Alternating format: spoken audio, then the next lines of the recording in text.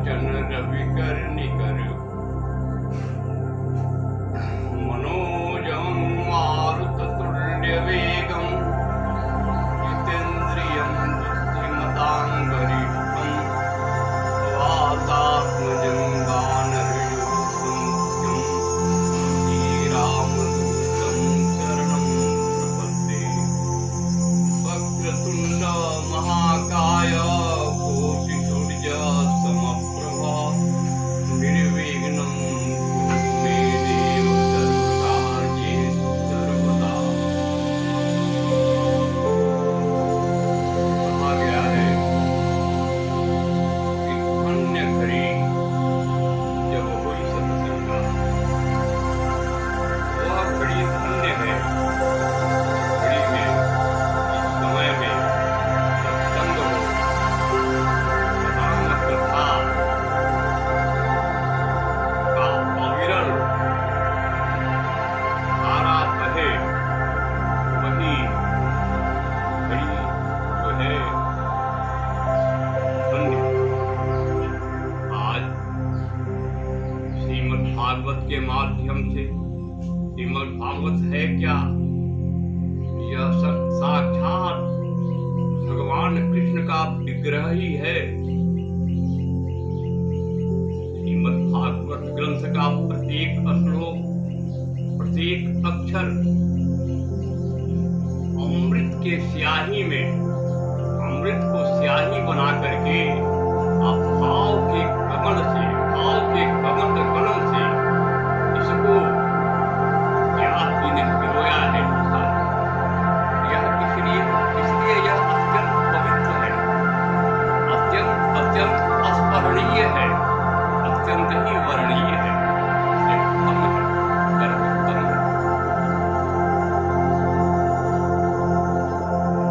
यूं तो बड़े बड़े ऋषियों और मुनियों ने, ज्ञानियों ने और विद्वानों ने श्रीमद् भागवत महापारायण का अनुष्ठान किया है, अपने को धन्य किया है, श्रोताओं को धन्य किया है। मेरे जैसे गोस्वामी तुलसीदास जी ने कहा कि छोटा सा पृथ्वी का सर्प जैसे पृथ्वी को नहीं उठा सकता है, वैसे ही मुझ जैसा अल्पज्ञ राम कथा कैसे कर सकता है। उन्हीं अल्पज्ञों में मेरी भी गणना है। श्रीमद् भागवत का एक बहुत ही,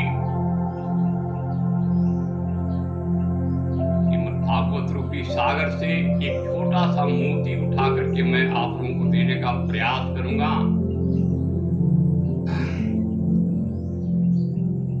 गंगा अवतरण कैसे हुआ? महाराजा सगर के माध्यम से। महाराजा सगर इक्ष्वाक वंशीय नरेश थे, परम प्रतापी, परम यशस्वी। इंद्र भी जिससे अस्पृहा करता था, ऐसे यशस्वी महाराजा सगर, जो अत्यंत ही विरक्त राजर्षि थे, जिनके कीर्ति से पूरा विश्व आलोकित था, प्रकाशित था। इनके हृदय कमल में साक्षात श्री नारायण का वास था। इनके मन में इच्छा हुई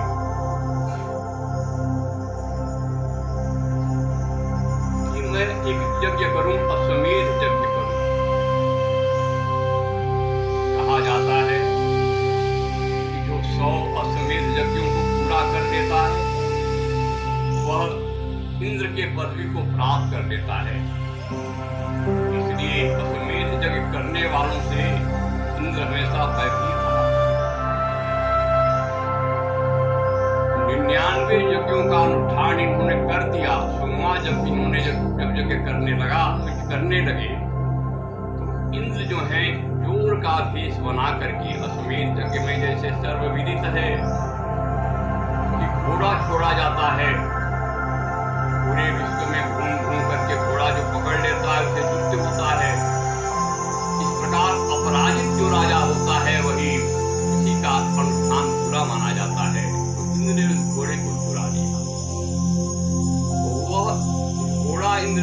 करके कपिल मुनि के आश्रम में बांध दिया। कपिल मुनि का आश्रम पाताल लोक में है, जहाँ कल्प वृक्ष लगे हुए हैं, पारिजात के फूल जहाँ महक रहे हैं, कल नाथ से निनादती गंगा के समान अविरल नदियां जहाँ बह रही हैं, स्फटिक मणि के समान जहाँ के पर्वत चमक रहे हैं, ऐसे रमणीय जगह में कपिल मुनि आनंद होकर के भगवान का चिंतन और मनन किया करते थे। अब यहाँ कपिल मुनि का कथा ही यहाँ कहना अपेक्षित है, इसलिए इसके पूर्वा पर मैं जाऊंगा।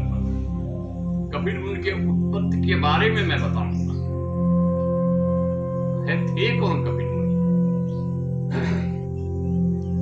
एक ऋषि महामुनि कर्दम, बड़े तेजस्वी, बड़े स्वरूपवान नौजवान, अत्यंत ही सुंदर, अत्यंत ही तरुण और अत्यंत ही तपस्वी।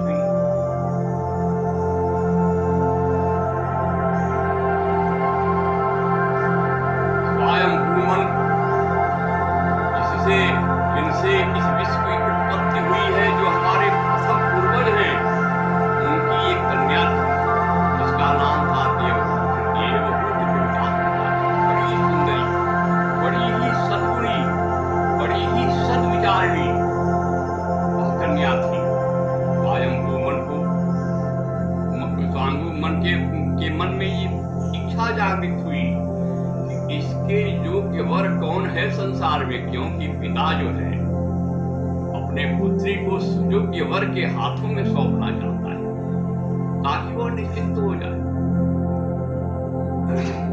मनु ने चारों तरफ दृष्टि लगाई, पुत्री के अनुरूप कोई वर नहीं दिखाई दिया। पूरे विश्व में जैसे सीता के अनुरूप कोई वर नहीं दिखाई दिया, रुक्मिणी के अनुरूप कोई वर नहीं दिखाई दिया, कृष्ण के अलावा राम के अलावा, पार्वती के लिए शंकर के अलावे कोई वर नहीं दिखाई दिया, वैसे देवहूति के लिए कोई वर दिखाई नहीं दिया। ध्यान करते करते उनका ध्यान पहुंचा एक रमणीय आश्रम में, जहां बड़ा ही सुंदर ऋषिकुमार तरुण अवस्था वाले, कमल के समान नेत्र वाले, विशाल भुजाओं वाले, विस्तृत वक्षस्थल वाले, घुंघराले बाल वाले कर्दम मुनि, असंख्य कामदेवों के छवि को हरण करने वाले बैठ के तपस्या कर रहे थे।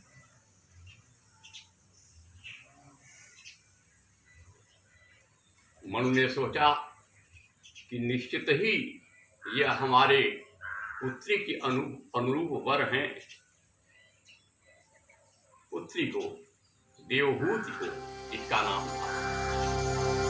बड़ी सुंदरी लेकर के सुंदर वस्त्र पहनवाया, अलंकारों से युक्त किया, सजाया, संवराया, कहा पुत्री चलो तुम शादी के योग्य हो चुकी हो, तुम्हारे अनुरूप मैं वर देख चुका हूँ, चलो वही तुम्हारी शादी करेंगे। वहां जाते कर्दम मुनि के पास स्वयंभू मन पहुंचते अपने पुत्री के साथ, देवहूति के साथ। कर्दम मुनि ध्यानस्थ, जब स्वयंभू मन को देखा उन्होंने आसन से उठे, उनको प्रणाम किया, अर्घ दिया, आचमनी दिया, स्वागत सत्कार किया, मीठे वचनों से उनको सत्कृत किया और सुंदर श्रेष्ठ आसन पर बैठा। कहा कि प्रभु आपका आगमन कैसे हुआ है, आपने आज हमको धन्य कैसे कर दिया है, बड़ा भाग्य है। करोड़ों करोड़ों जन्मों का भाग्य हमारा उदय हुआ है कि आप जैसा महान आत्मा हमारे आश्रम में पधारे हैं। जिस भी निमित्त आप आए हूँ वो पूरा ही समझिए। आप बताइए मैं आपको क्या सेवा। मनु ने कहा कि महाराज, हे मुनि, आप अपने योग्य ही बात को कह रहे हैं। आपकी तेजस्विता सूरज के तेज को हरण कर रही है। आपके होठों की मंद मंद मुस्कुराहट चंद्रमा के हाथ को रचित कर रही है। आपके उसके कमल के समान जो सुंदर नेत्र हैं वो सारे कमलों के स्वभाव को छीन रहे हैं।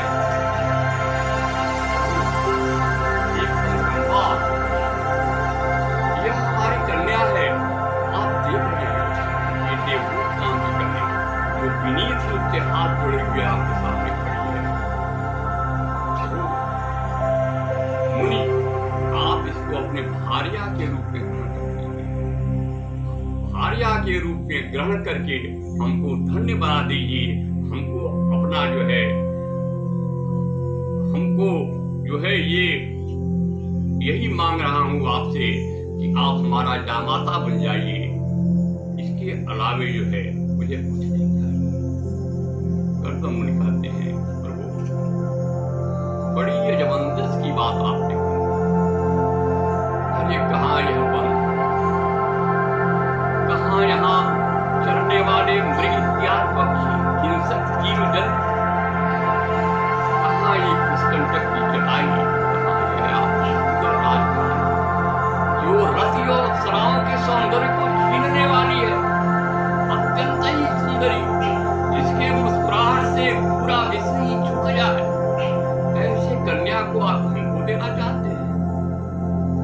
क्या सुख मिलेगा आपसे? एक तपस्वी, रूखा सूखा खाने वाला, फल मूल पर रहने वाला, कभी कभी उपवास कर लेने वाला, कभी कभी ध्यान में महीनों आंखें बंद करने वाला, यह कन्या हमको क्यों देना चाहते हैं प्रभु? कर्दम मुनि ने कहा कि प्रभु मैं आपके प्रभाव को जानता हूं, ब्रह्मा से भी ऊपर आपका प्रभाव है। यह कन्या आपको पाकर के अपने को धन्य समझेगी। यह मेरी कन्या साधारण कन्या नहीं है, यह दूसरी लक्ष्मी है, आप दूसरे विष्णु हैं, इसलिए आप इसको ग्रहण कीजिए। और कन्या भी मौन स्वीकृत अपनी दे रही है। कन्या की हमारी आपको पसंद कर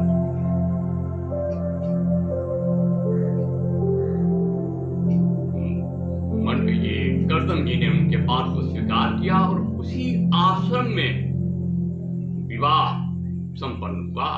अपने लड़की को सौंप करके और कर्दम मुनि चले गए। यहाँ लड़की जो है देवहूति मुनि की बड़ी तपस्या करने लगी, बड़ी सेवा करने लगी। उनके लिए चटाई बिछाती थी पूजा के लिए, कमंडल से जल भर करके लाती थी, फूल चुनती थी, उनके सोने के बाद सोती थी, फल मूल जो भी मिलता था उनके खिलाने के बाद खाती थी, पंखा से हवा बराबर किया करती थी। इस प्रकार एक बार की बात, यह राजकुमारी, वह सुर सुंदरी, अत्यंत रमणीय वह कन्या आती है जल लेकर के लोटे में। कर्दम देखते हैं एक वर्ष क्या हालत है हमारे पति की, हमारे अर्धांगिनी की। मैं कैसा भागा पति हूँ, मैं कैसा भागा। यह मन की कन्या जो देवभूति है, अप्सराओं के रूप को भी वर्जित करने वाली है, इसका क्या दशा हो गई है। सुंदर सजीले बालों वाली, जिस आज बाल इसके उलझे हुए हैं, अस्त व्यस्त हैं, सुंदर होठ जो रक्ताभ थे, लाल रंग के थे, वो आज मुरझाए हुए पड़े। कमल के समान या हिरणी के समान आंखों वाली हमारी यह प्रियतमा की आंखें आज भाव शून्य है। सुंदर देवी वस्त्र पहनने वाली आज यह मेरी पत्नी वलकत वस्त्र पहने हुए है। धन ये तो बड़ा अपराध हुआ हमसे, ये मुनि का हृदय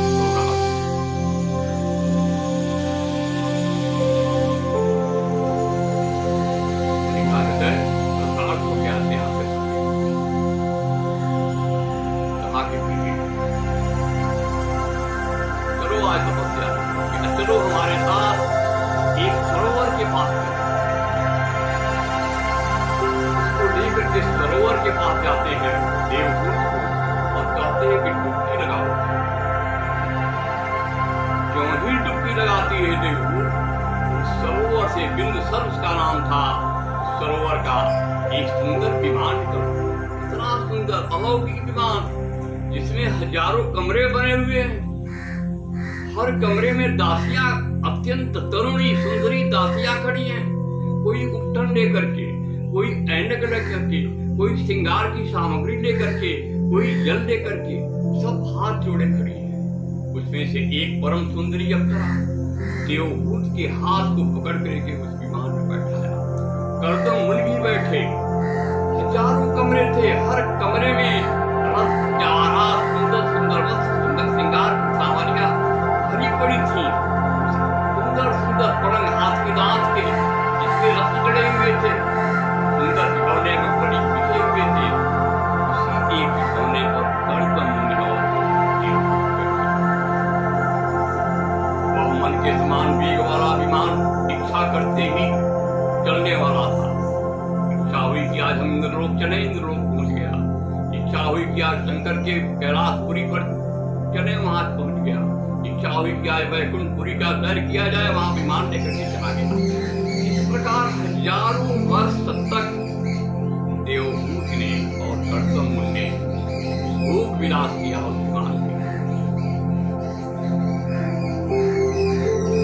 एक समय ऐसा आया कि मुनि का मन विषाद से भर गया। जो जीवन भगवान के भजन के लिए मिला था, तपस्या के लिए मिला था, उसको मैंने विषय भोगों में समाप्त कर दिया। इस शरीर से भगवान को प्राप्त करना था, एक नारी के प्रेम में पड़ करके मैंने उसको बर्बाद कर दिया। बड़ी हानि हुई, बड़ी ग्लानि हुई इस प्रकार जब मन को। तो मनु ने कहा, प्रिय अब आदेश दो, अनुमति दो कि मैं वन में जाऊं, तपस्या करूं।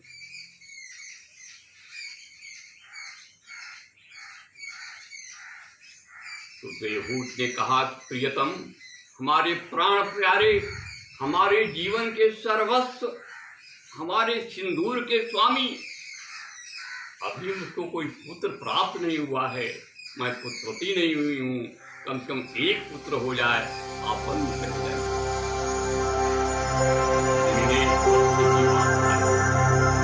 रहना स्वीकार किया और समय पाकर के एक पुत्र हुआ जो साक्षात भगवान का वही कपिल मुनि थे। जो इस कपिल मुनि की कथा की जय बात है, वही कपिल मुनि जब पैदा हुए माता के गर्भ से, तो पैदा होते ही कहे कि माता मुझे आदेश दो, मैं तपस्या करने जाऊं।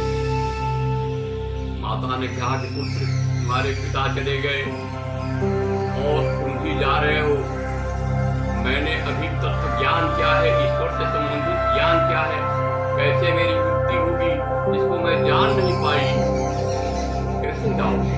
कपिल मुनि ने इस भागवत में उनका और देवहूत का संवाद सांख्य योग के नाम से प्रसिद्ध है, अनेकों प्रकार के उपदेश करके माता को तृप्त किया और माता कृतकृत्य होकर के तपस्या के द्वारा अपने योग के द्वारा अपने शरीर को त्याग दिया।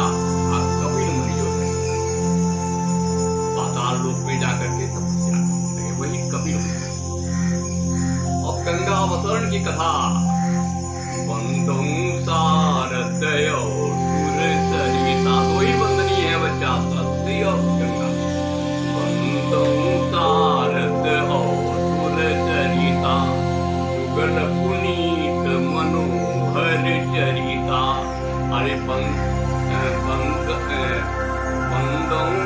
सागर और सुर सरिता, मज्जन पान पाप हर एका, अकहत सुनत एक हर्य विवेका।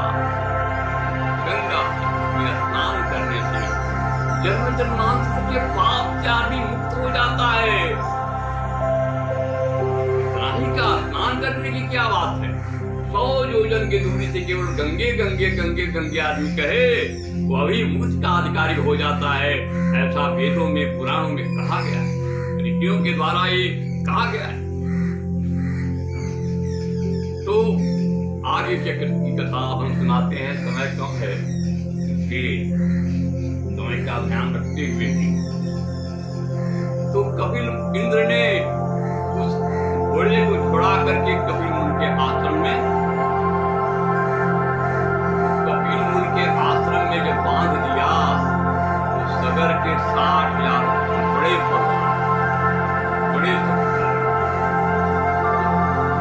विश्व घोड़े को उन्होंने कहीं नहीं तो धरती को खोदने लगे। खोदते पाताल हुए, जहां खोदे वहां सब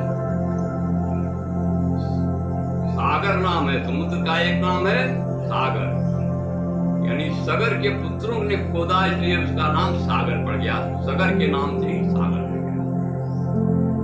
वहां जब पहुंचते हैं तो देखते क्या है कि कपिल मुनि के आश्रम में घोड़ा बंधा पड़ा है। तो इनकी बुद्धि उल्टी हो गई थी। उन्होंने ऋषि को दुर्वचन करना शुरू किया, ध्यान में से तंग करना शुरू किया, उनका जो दाढ़ी इत्यादि उखाड़ने लगे। कपिल मुनि लगे साक्षात नारायण के अंश, अविनाश तत्व इनका स्वरूप ही है। वह एक बार आंख उठाकर उन्होंने ऐसे देखा तो अग्नि निकली आंखों की, अग्नि की ज्वाला निकली आंखों से और 60,000 सगर के पुत्रों को जला करके भस्म कर दिया। सब भस्म हो गए। अब बड़ी चिंता हुई सगर को कि पुत्र, घोड़ा भी नहीं मिला, पुत्र भी नहीं आए। तो महाराजा दिलीप जो सगर के एक और पुत्र थे, वो ढूंढते पहुंचे पातालपुरी में। वो बड़े ज्ञानी थे महाराजा दिलीप बड़े ज्ञानी थे, राम के पूर्वज नरेश। उन्होंने देखा कि घोड़ा पड़ा हुआ है, ऋषि से उन्होंने प्रार्थना की, प्रभु घोड़ा यहाँ कैसे आ गया और हमारे 60,000 पूर्वज मरे पड़े हुए हैं, इसका क्या रहस्य है प्रभु, आप बताइए। ऋषि ने सब कुछ बताई। तो दिलीप ने कहा कि महाराज इनका उद्धार कैसे होगा, इनका उद्धार कैसे होगा। कहा कि जब गंगा आएगी स्वर्ग से और अपने जल से स्पर्श करेंगी इनको, तो गंगा जल के प्रभाव से इनका प्राण किया थी। संस्कारवान पुत्रों का, संस्कारवान शिष्यों का क्या लक्षण है? मीठा बोलना और प्रणाम करना। अगर ये दो बात नहीं है तो समझो कि उसको माया मिलेगी ना। प्रणाम किया और चल दिए गंगा के लिए तपस्या करने के लिए, गंगा को प्राप्त करने के लिए तपस्या करने लगे। हजारों वर्ष तपस्या करते करते मर गए, लेकिन गंगा जी, उनका पुत्र हुआ भगीरथ। भगीरथ ने तपस्या करना शुरू किया, गंगा जी एक पुत्र वर मांगे। माँ गंगा क्या है? हमारी माँ है। गौ क्या है? हमारी माँ है। गंगा, गौ, गीता, गोविंद, ये चार जो गौ छोटे छोटे हैं, परम ही आदरणीय है। गंगा, गौ, गीता, गोविंद आराध्य है।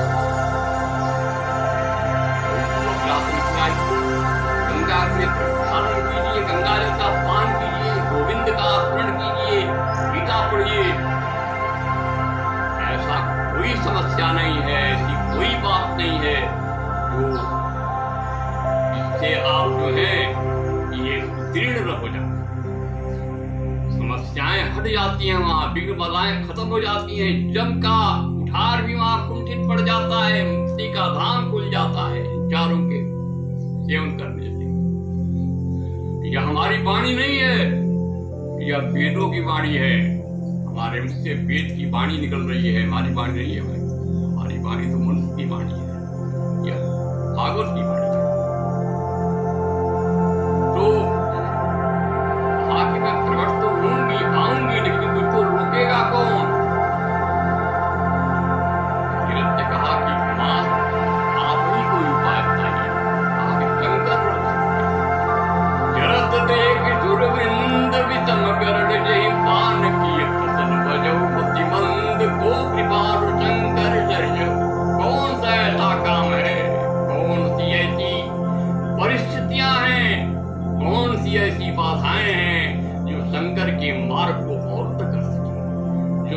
के मार्ग में विघ्न पैदा कर दे, ऐसा कुछ भी नहीं है। असाध्य से असाध्य काम को करने वाले शंकर हैं, इसीलिए विष्णु भी ब्रह्मा भी शंकर की उपासना करते। पूरी सृष्टि शिवमय है, सारा ये वृक्ष, ये जंगम, ये पशु, ये पक्षी, ये तुम, हम, ये वो, सब कुछ शंकरमय, शिवमय। शंकर की तपस्या इन्होंने शुरू, शंकर जी प्रकट हुए। कहो भगीरथ, क्या चाहते हो, क्या वरदान मांगते हो, बोलो, मैं संतुष्ट हूँ। शंकर जिस पर संतुष्ट हो जाए, अरे वाह, और शिव जिस पर संतुष्ट हो जाए, 36 करोड़ देवताओं को संतुष्ट होना ही है, विष्णु को संतुष्ट होना ही है, ब्रह्मा को संतुष्ट होना ही है, दुर्गा को संतुष्ट होना ही है, क्योंकि दुर्गा के भी पति हैं शंकर, शक्ति पति कहा जाता है शंकर। कहे कि प्रभु गंगा आना चाहती हैं, हमारे पूर्वज नरक में पड़े हुए हैं, आप उनको रोकिए। कहा कि ठीक है, बुलाओ गंगा को। तो गंगा की बड़ी स्तुति की भगीरथ ने। गंगा हर हर हर हर हर करते हुए ब्रह्मा के कमंडल से निकली, हर हर आती हुई, हर हर आती हुई, जैसे पूरे विश्व को बहा ले जाएंगी, विलीन कर देंगी, उस प्रकार। और शंकर ने क्या किया कि अपने जटाओं को त्रिशूल को गाड़ा। भगवान शंकर के त्रिशूल का ध्यान कीजिए, अगर शंकर का ध्यान न पा सके, ध्यान करो, डमरू का ध्यान करो, उनके पांव को ध्यान करो। शंकर परम सहज देवता है, उनके किसी एक अंग को ध्यान करो, शिव ही है। त्रिशूल शिव है, धनुष शिव है, नंदी बल शिव है, शिव है, विष्णु ही शिव है। त्रिशूल गाड़ा और जटाओं को खोल करके खड़े हुए। शंकर ने सोचा, गंगा ने सोचा कि शंकर क्या है, इनको भी बहा ले जाऊंगी, लेकिन उनके जटाओं में जब गिरी तो उनको मार्ग ही नहीं मिला कि किस मार्ग से हम निकले हैं। तो और विपत्ति पड़ी। आगे प्रभु दिलीप से कहा कि भगवान आप गंगा को छोड़िए अपने जटाओं से। थोड़ा सा ही जटा छोड़ा उन्होंने, एक धारा छोड़ी और भगीरथ के पीछे पीछे गंगा बही। गंगा बहते बहते बहते बहते बहते बहते वहां पहुंची कपिल के आश्रम में, जहां सगर के 60,000 पुत्र जो है मरे हुए पड़े थे। उनके प्राणों को अपने में समेटते हुई गंगा जो है बहने लगी और गंगा के जल को स्पर्श पा करके सगर के 60,000 नरक में पड़े हुए थे, वो कर गए, उनको परम शांति। अंत में सोमनाथ के पुनः सगर ने शुरू करना चाहा तो इंद्र भगवान विष्णु ने रोक दिया कि आप 99 जगह कर दिए हैं और इसी को पूरा करना पड़ेगा, क्योंकि समय अब हो गया है और हम समझते हैं कि ये पूरा चित्र गंगा अवतरण और सगर का मैं कह भी चुका, क्योंकि यही सार तत्व में कहना था, थोड़े समय में कहना था, मैंने कह दिया। जो भी दिव्य जन है, जो भी इस अंतरिक्ष में ठहरे हुए देवता हैं, हमारे आसपास जो भी शक्तियां हैं, जो भी विद्वान लोग हैं जिनके कानों में वह आवाज गई हो या गाने वाली हो, उनके चरणों में यह अभिज्ञ रामनिवास मिश्रा स्वर्गीय परम पूज्य श्री चंद्रदेव मिश्रा के गायक नारायण आप लोगों के चरणों में निवेदन किया। पिता के आशीर्वाद से ही जो कुछ मिला है हमको पिता से मिला है, पिता से ही मिला है, क्योंकि गुरु में और पिता में, भगवान में और पिता में कोई अंतर नहीं है। तुम्हें माता चिंता तो थोड़ा सा कीर्तन हो जाए, उसके बाद समाप्त हो जाएगा। श्रीमन नारायण नारायण नारायण, श्रीमन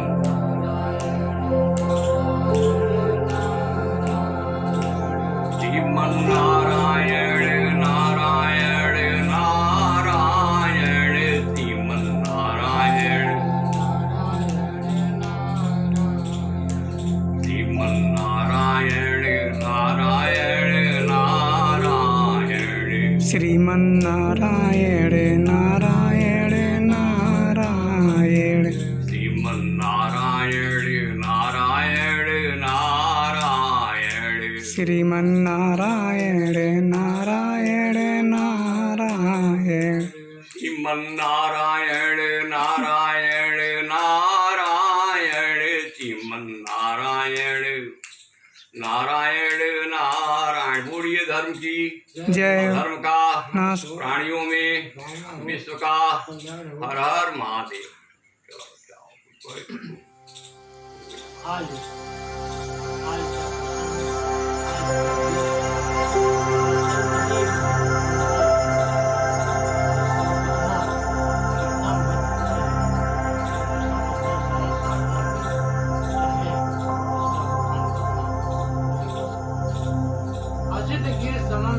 का जन्म जन्म पाते सुर तलवर शाखा ने कहीं पच होगी लिखत के विश्वास सार का सब कालम उदर को आज का ये प्रसंग, आज का ये सत्संग, इसका वर्णन करना, इसका बखान करना, इसको बताना ये साधारण बात नहीं है।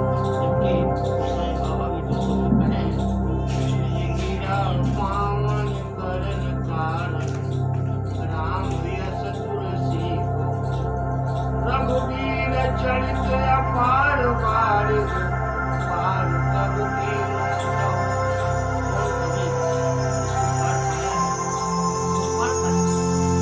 गायन वाचा मध्य निर्वा बुद्धा गुणावा प्रति स्वभावा करो में से समय पर नारायण से सुनते आज का जो भी संग्रह